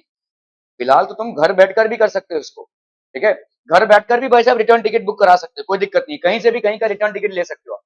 हमारे टाइम पे क्या होता था, जब हम आपकी उम्र के थे, हमने यहाँ का टिकट तो करा दिया, वहां के टिकट के लिए हमको टेलीग्राम भेजना पड़ता था कि भाई साहब ये बुकिंग है कि नहीं। तभी रजिस्टर्स होते थे, ऐसे बड़े बड़े सारे रजिस्टर्स होते थे, तभी ऐसे कंप्यूटर्स नहीं थे। तो रजिस्टर में हम देखेंगे कि हाँ भाई साहब ये सीट खाली है कि नहीं, उसमें हम रिप्लाई करेंगे आपको, तब जाकर टिकट बुक होगी। मतलब बहुत बड़ा कार्यक्रम था ये, ठीक है। So these way challenges. उस टाइम पे पोस्टल सर्विसेज बहुत ज्यादा यूज होते थे। आज की तारीख में आप समझ लो कंपटीशन के जो एग्जाम्स हैं वो आप दे रहे हो फटाफट, ठीक है, फॉर्म भर रहे हो भाई साहब, दे रहे हो। पहले के जमाने में मतलब हमारे टाइम पे अगर कंपटीशन के एग्जाम्स देने हैं तो फॉर्म को भाई साहब खरीदो जाकर, खरीदने वाले दुकान होते थे, वहां पे भाई साहब फिर पोस्ट से उसको भेजो, उसमें जो मनी ऑर्डर या पोस्टल ऑर्डर से पैसा भेजना पड़ता था, फीस जो है हमको भरनी पड़ती थी। सारे तमाम काम आपके पोस्टल सर्विसेज से होते थे पहले, ठीक है, अभी तो खत्म हो गया है, ठीक है। तो पोस्टल सर्विसेज पे ऐसे स्टैंप्स लगाए जाते थे, और ये स्टैंप्स किसको रिफ्लेक्ट करते थे? गवर्नमेंट ने जो प्रोजेक्ट्स लिए हैं, अभी हाल ही में जो प्रोजेक्ट्स लिए हैं, कंटेम्प्रेरी जो प्रोजेक्ट्स लिए हैं गवर्नमेंट ने, जो कंप्लीट किए हैं या जो चल रहे हैं प्रोजेक्ट्स, उस पे। तो अभी देखो यहाँ पे आपका 1968 का वीट रेवोल्यूशन, वीट रेवोल्यूशन बस basically a part of the green revolution, ठीक है, ये वैसा उस टाइम का रेवोल्यूशन का पार्ट था। इस ग्रीन रेवोल्यूशन और व्हाइट रेवोल्यूशन के चलते ही हम फूड क्राइसिस से उभरे हैं, ठीक है। So these were certain scientific strategies that were adopted in order for us to uh, get through the food crisis that was happening at that point of time. The success of wheat was later replicated in rice. तो पहले हमने wheat के साथ experimentation किया और हमको success मिला, तो हमने यही सेम मॉडल राइस के साथ भी फॉलो किया. We actually followed the same model with rice. The increase in food grains was, however, disproportionate. The highest rate of growth was achieved in Punjab and Haryana. अभी भाई साहब increase जो हुआ वो हमको पंजाब और हरियाणा में बहुत ज्यादा इंक्रीज देखने को मिला. However, the same increase rate was not absorbed in other states. ठीक है, so ये एक प्रॉब्लम था, where food grain production jumped from 7.23 million tons in 1964-65 to reach an all-time high of about 280 million. कहां भाई साहब? 7 मिलियन टू 280 मिलियन, मतलब 40 times increase हो गया ऑलमोस्ट, ठीक है. पंजाब और हरियाणा जैसे स्टेट्स में जब व्हीट रेवोल्यूशन हुआ या लेट्स से ग्रीन रेवोल्यूशन हुआ, ठीक है, सो आपका इतना जंप देखने को मिला, ठीक है. सो आप देखो 64 से 2013-14, अभी ये एकाएक तो नहीं हुआ रहेगा ना भाई साहब, इतना साल तो लग ही जाएगा उसमें, तो इतना जंप हमको देखने को मिला. Production in Maharashtra, Madhya Pradesh, Bihar, Orissa and north eastern states continue to stagger. लेकिन यहाँ पे अभी भी चैलेंज बना रहा. तो क्या क्या कारण हो सकता है? What could be the reason? हाँ, तो वेदर के हिसाब से क्रॉप्स होगा भाई साहब. तुम्हारा वेदर अगर व्हीट और राइस को नहीं फेवर कर रहा है, तो जो फेवर कर रहा है उसको वो. तो यहाँ पे इसका मतलब क्या है कि पंजाब और हरियाणा में एक्सटेंसिव कल्टीवेशन हुआ है और दूसरे सोर्सेस को भी इस्तेमाल किया है. मैकेनाइज्ड फार्मिंग की होगी, ट्रैक्टर्स इस्तेमाल किए होंगे, वो सब हमने नहीं किया रहेगा, वो सब इन स्टेट्स में नहीं हुआ रहेगा, ठीक है. So in spite of trying to take advantage of green revolution, if you have not adopted a mechanized way of farming, still you will not be able to deliver those high results, ठीक है. Mechanised way of farming अगर आपका नहीं हुआ होगा. Tamil Nadu and Andhra Pradesh, on the other hand, recorded significant increases in the rice yield. Okay? Since the advent of green revolution in the early 70s, India has become self-sufficient in food grains during the last 30 years because of a variety of crops grown all over the country. ठीक है, तो बहुत सारे crops grow हुए हैं. तो आप देखो भाई साहब बहुत सारे क्रॉप्स ग्रो, तो there is a huge and tremendous increase in the food production, and this increase in the food production is not due to increase in the agricultural land. ठीक है, उल्टा एग्रीकल्चर लैंड तो कम हुआ है, food production आपकी increase हुई है green revolution के चलते. आपने mechanised way of farming adopt किया, high yielding variety of seeds adopt की, इसके वजह से फूड प्रोडक्शन बढ़ा है, ठीक है. So that is increase, obviously huge increase. 50 तो आप समझ लीजिए भाई साहब अप्रोक्सीमेटली 300 टच कर रहे हैं भाई साहब 2013-14 में, ठीक है, ऑलमोस्ट 6 टाइम्स, ठीक है, ऑल फूड ग्रेन्स.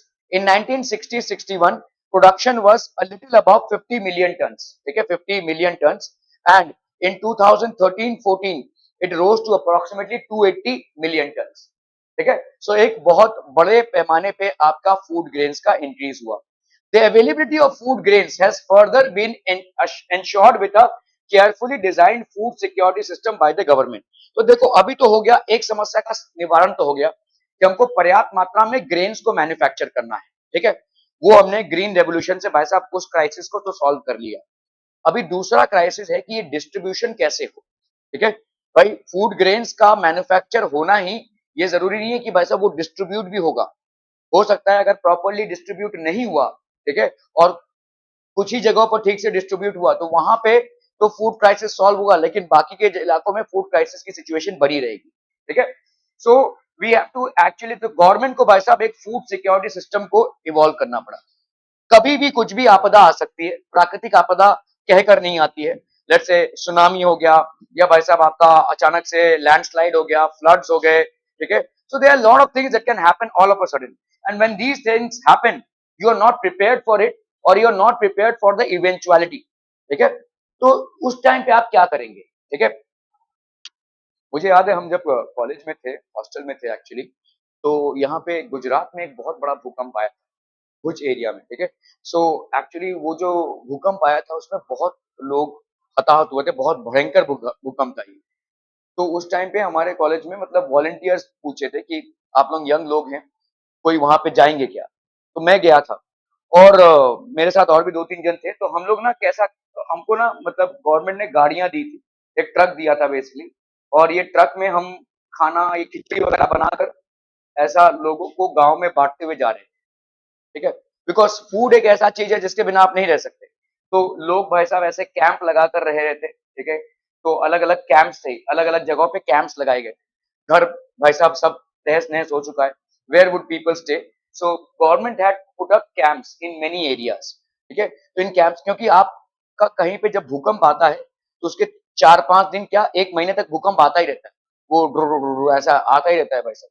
तो किसी भी घर में रहना सेफ नहीं है उस टाइम पे. ठीक है, तो सब लोग ऐसे कैंप्स में रहते थे, तो हमको भाई साहब ये फूड डिस्ट्रीब्यूशन करना पड़ता था. ठीक है, so at that point of time मैंने मतलब देखिए, तो ये फूड आ कहां से रहा है.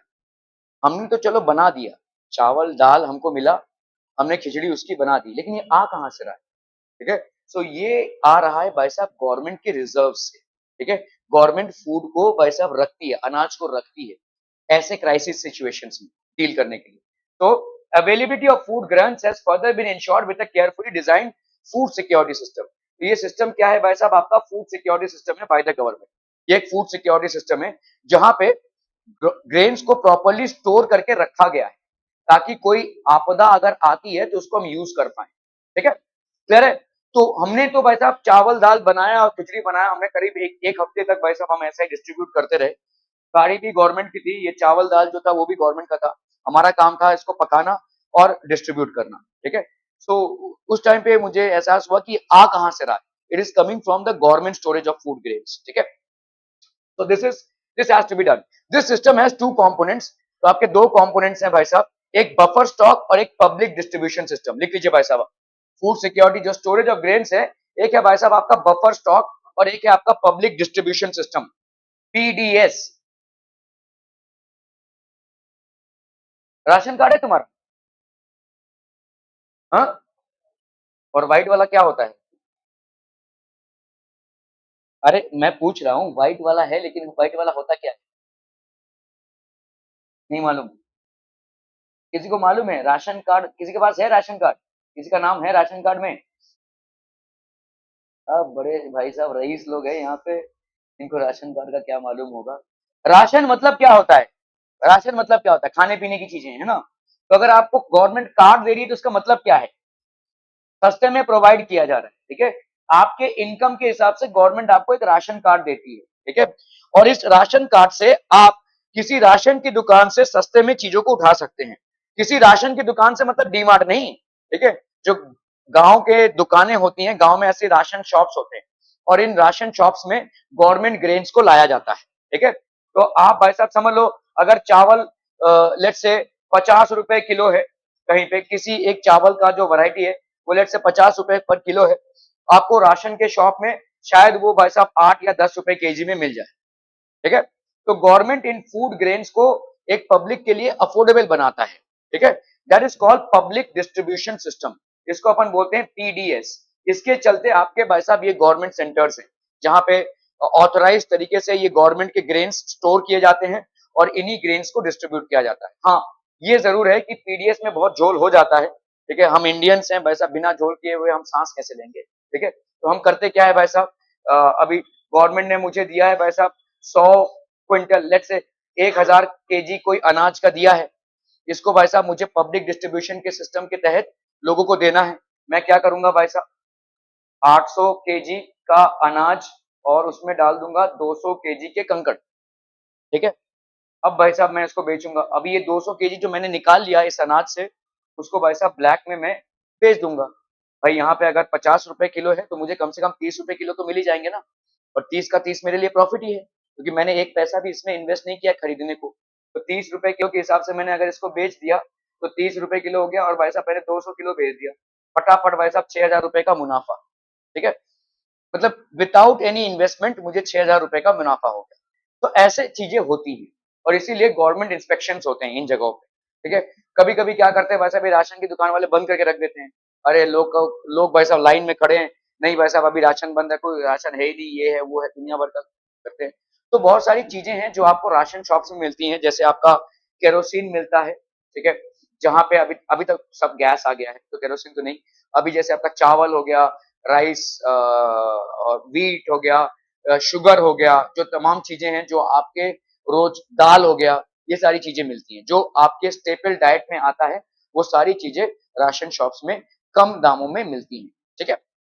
Any questions about this?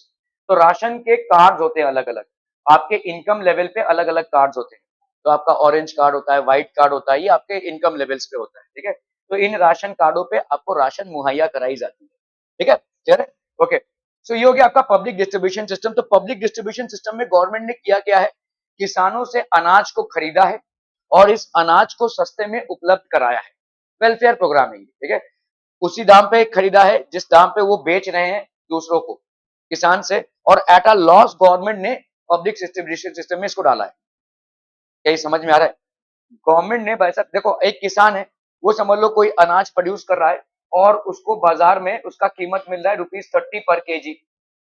जब गवर्नमेंट उससे वही अनाज लेने जाएगी तो क्या भाई साहब गवर्नमेंट उसको 10 रुपए पर केजी पे खरीद सकती है? नहीं, गवर्नमेंट को भी भाई साहब उतना ही प्राइस देना पड़ेगा। तो let's say government is giving it at buying it at ₹30 पर केजी, और गवर्नमेंट यहाँ पे कितने में अवेलेबल करा रही है, लेट्स से ₹10 पर केजी। तो क्या गवर्नमेंट को लॉस है? यस है, ठीक है। लेकिन वेलफेयर स्कीम के तहत गवर्नमेंट इसको कर रही है। Government is actually buying the produce and it is selling it at a lower price in these ration shops.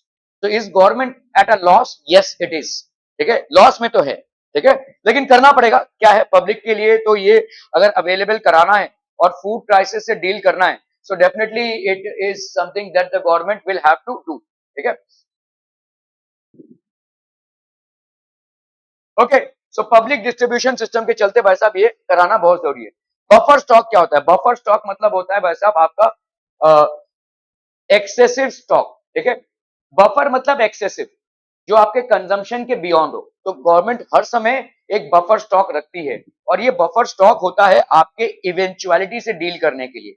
कभी भी, भारतवर्ष इतना बड़ा एक देश है, कभी भी किसी भी प्रांत में कोई भी प्राकृतिक आपदा आ सकती है। Any kind of natural disaster can actually happen at any moment of time. We have tsunamis, इतना बड़ा हमारा कोस्टल एरिया है, so it is prone to tsunamis.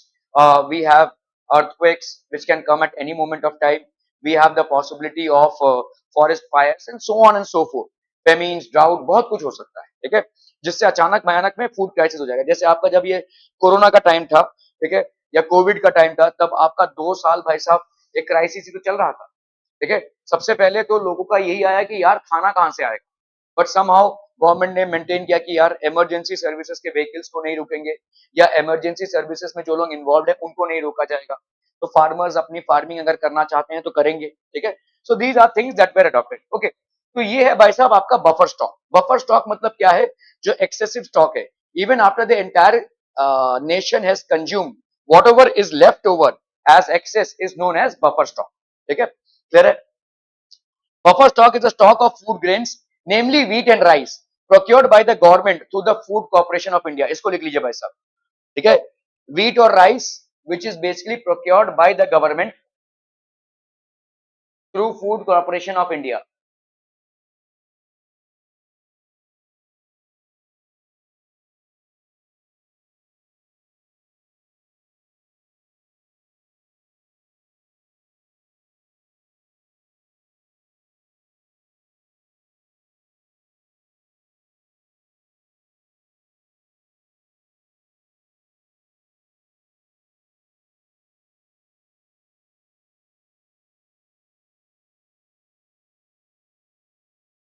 Done done, ठीक है, ओके।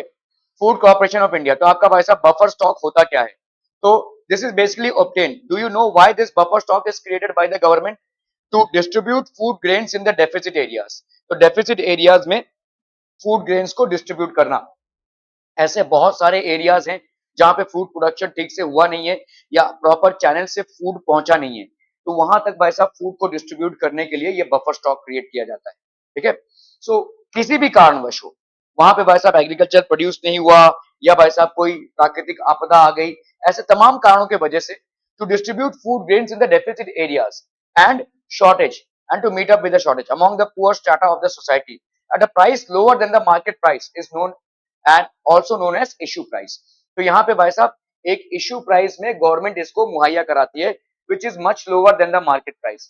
उसी फूड ग्रेन का भाई साहब मार्केट प्राइस से काफी कम में आपको ये मिलता है। पीडीएस, और इसमें ये डिफरेंस है कि पीडीएस आपका किसी रीजन वाइज नहीं होता है, ये आपका रीजन वाइज होता है, ठीक है।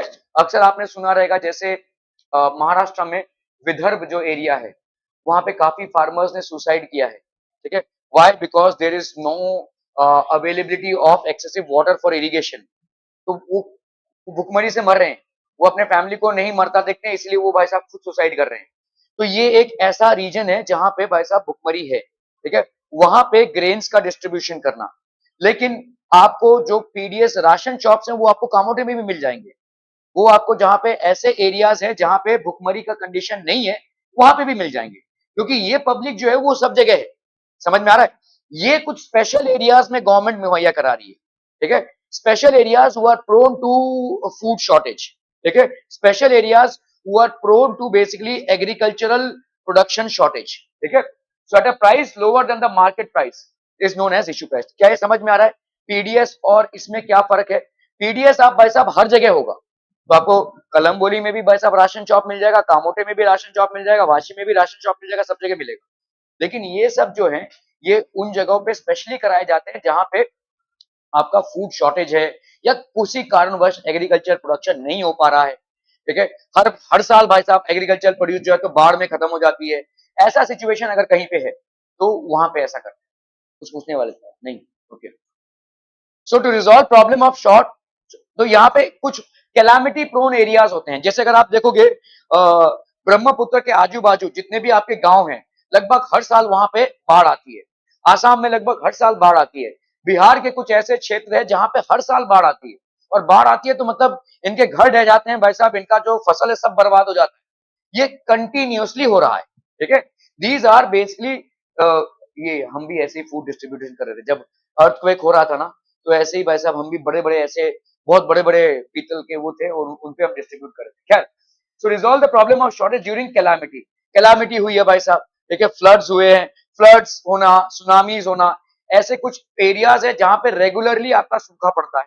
ऐसे कुछ एरियाज है जहां पे रेगुलरली भाई साहब आपका फूड शॉर्टेज का क्राइसिस अराइज होता है, तो वहां पे इस डिस्ट्रीब्यूशन सिस्टम के तहत फूड को मुहैया कराया जाता है to meet the prescribed minimum buffer stock norms for food security. अभी देखो एक ना हर हर चीज में आपका एक मिनिमम स्टॉक की रिक्वायरमेंट है।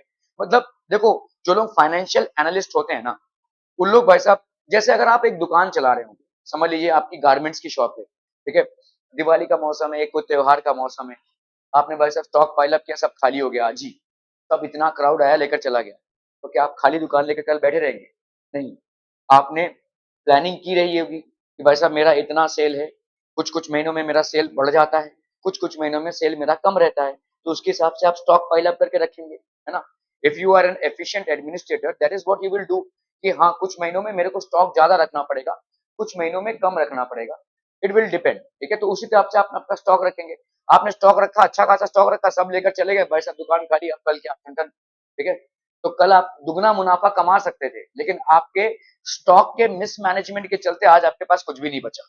तो गवर्नमेंट को भी ऐसे प्लानिंग करनी पड़ती है कि कैसे बफर स्टॉक को हम इंश्योर करें to meet the prescribed minimum buffer stock norms of food security. तो फूड सिक्योरिटी के लिए एक प्रिस्क्राइब्ड मिनिमम बफर स्टॉक होगा हर क्रॉप के लिए, व्हीट के लिए, राइस के लिए, हर एक टाइप के अनाज के लिए आपका एक मिनिमम बफर स्टॉक रहेगा, ठीक है। अरे आगे क्यों नहीं बढ़ रहे?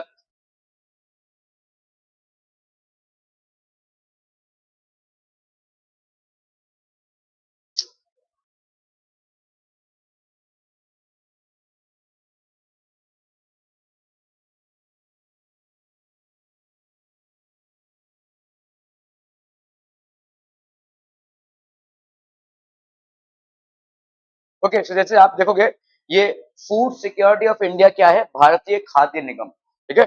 इसका प्राइमरी पर्पस क्या है, to ensure that food grains are stored, ठीक है। तो Bharatiya Khadya Nigam that is food security of India है, ठीक है। Okay, the FCI purchases wheat and rice from the farmers in states where there is surplus production। यहाँ पे surplus production example Punjab and Haryana, ठीक है। आप बहुत बड़े पैमाने पे व्हीट को खरीदते हैं। The farmers are paid a pre announce price for their crops, ठीक है। तो आपका फार्मर्स को पे किया जाता है pre announce price for their crops, ठीक है। This price is called the minimum support price. इसको लिख लीजिए भाई साहब, ठीक है। मिनिमम सपोर्ट प्राइस अनाउंस करती है गवर्नमेंट, ठीक है। मिनिमम सपोर्ट प्राइस अनाउंस करती है गवर्नमेंट, ठीक है। So the FCI purchases wheat and rice.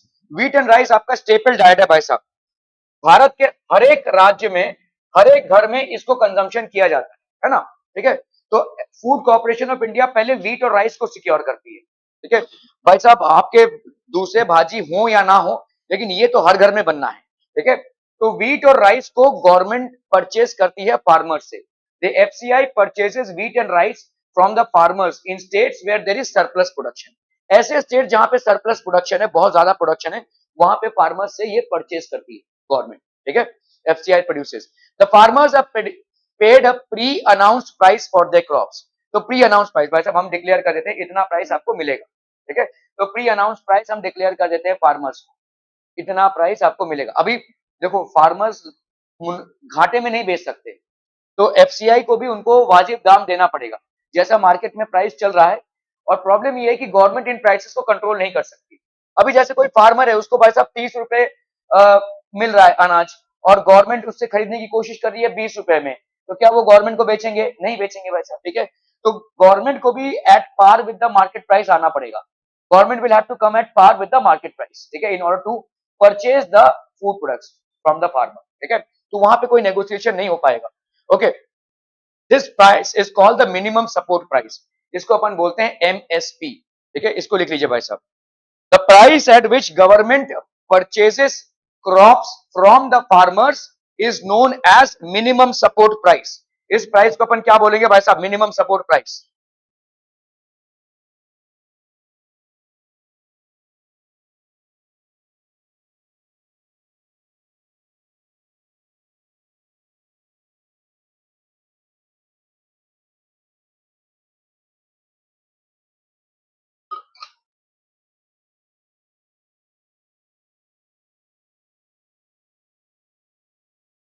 हम्म,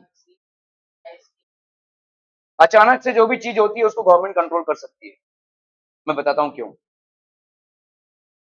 देखो अचानक से अगर कोई चीज बढ़ी है प्राइस में, तो वो फिर कुछ ऐसे एजेंट्स होंगे जो उसको इन्फ्लेट कर रहे हैं, उनको गवर्नमेंट देगी फिर नफा तब, ठीक है। क्योंकि ये कुछ ऐसे एजेंट्स होते हैं जो अचानक से, भाई साहब देखो अचानक से कुछ नहीं होता, आप इन्फ्लेट कर रहे हो, आप मार्केट को मतलब डोमिनेट करने की कोशिश कर रहे हो, तो वो गवर्नमेंट भाई साहब पहचानती है इन लोगों को, वो बराबर टाइट दे देगी। तो अचानक से ऐसा कुछ नहीं होगा, एक रफ अंदाजन रहेगा गवर्नमेंट के पास कि भाई साहब इतने में बिक रहा है आजू बाजू, और वो भी अपना होमवर्क करके ही आएंगे।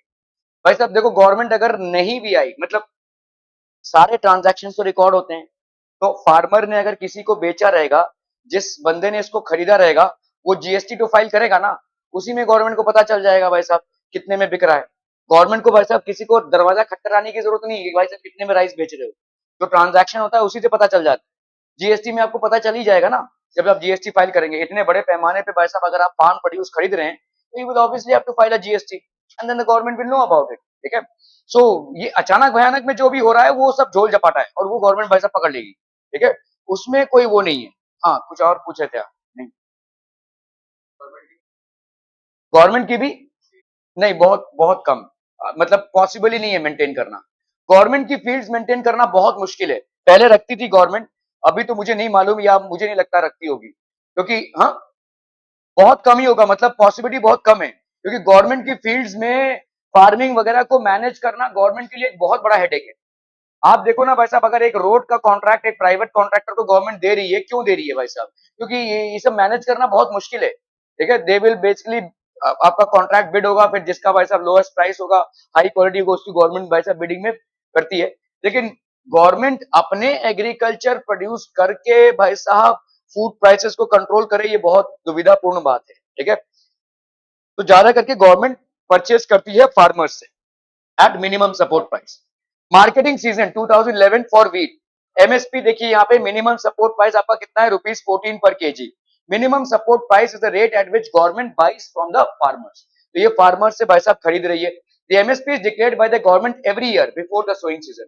तो गवर्नमेंट भाई साहब पहले कॉन्ट्रैक्ट साइन करा लेती है भाई साहब, आपका सोइंग सीजन, अभी आप गेहूं बोने वाले हो, अभी आप भाई साहब गेहूं को लगाएंगे जमीन पे, लेकिन जब ये फसल तैयार होगी तो हम इतने पैसों से आपसे खरीदेंगे। ठीक है, सो ये भाई साहब तय हो जाता है। It provides incentive to farmers for raising the production of these crops. तो इंसेंटिव गवर्नमेंट कुछ देती है। ठीक है, मतलब ज्यादा आपने 100 क्विंटल का कमिटमेंट दिया था और आप 150 क्विंटल बेचने वाले हो, तो हम कुछ इंसेंटिव आपको देंगे, मतलब हम थोड़ा सा बढ़ाकर आपको पैसा देंगे। समझ में आ रहा है? गवर्नमेंट के साथ आपका तय हुआ है कि आप 200 क्विंटल ईट सप्लाई करेंगे गवर्नमेंट को एट एमएसपी, लेकिन समझ लो आपने 250 क्विंटल का प्रोडक्शन कर दिया, तो then the government will incentivize you for those things. ठीक है, तो for raising the production of these crops the government will give you some incentives. ठीक है, आईपी भाई साहब क्या होता है? Issue price is the rate at which government sells to poor and needy. Loss दिख रहा है आपको? ठीक है, आपको भाई साहब ये जो गवर्नमेंट जो खरीद रही है वो लॉस पे बेच रही है। So do you see a loss about this? ठीक है, there will be a loss. Why will there be a loss? Because government is doing this for welfare of people. So if government is doing this for welfare of people, MSP is the minimum support price which the government has decided to purchase from farmers at ₹14 per kg, and poor and needy people मतलब आपका भाई साहब ये क्या हो जाएगा? Issue price. ये आपके पब्लिक डिस्ट्रीब्यूशन सिस्टम के तहत हो या भाई साहब अलग सिस्टम्स के तहत हो, जहां पे गवर्नमेंट ये 200 को मुहैया करा रही है ₹3 पर केजी में, so government is eight a loss. ठीक है, eight a price lower than the market price. Subsidy भाई साहब कितना हो गया आपका? सब्सिडी मतलब छूट, कितने की छूट दे रही है गवर्नमेंट?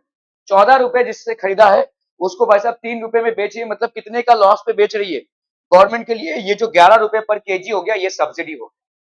ठीक है, हो गया भाई साहब? सेवल सबका हो गया? वन और टू में जरा सेग्रीगेट करके फटाफट जमा कीजिए। ठीक है, क्लियर है? सो ये आपका सब्सिडी हो गया 11। Are we understanding? आपका इश्यू प्राइस क्या है, एमएसपी क्या है और सब्सिडी क्या है, ये समझ में आ रहा है क्या?